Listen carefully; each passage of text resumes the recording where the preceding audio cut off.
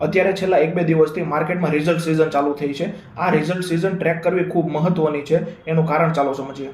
હંમેશા એવી કંપનીમાં ઇન્વેસ્ટમેન્ટ કરવું જોઈએ કે જે કંપનીની રિઝલ્ટમાં આવનારા સમયમાં અર્નિંગ્સની વિઝિબિલિટી હોય. એનું કારણ છે કે હાલમાં જે સ્ટ્રેટ ઓફ હોર્મોઝની મગજમારી ચાલી રહી હતી એના લીધે ઘણી બધી કંપનીને અસર થશે, એના અર્નિંગ્સમાં અસર થશે. એના કારણે આવનારા સમયમાં એ કંપનીની અર્નિંગ્સ ડાઉન થઈ શકે છે.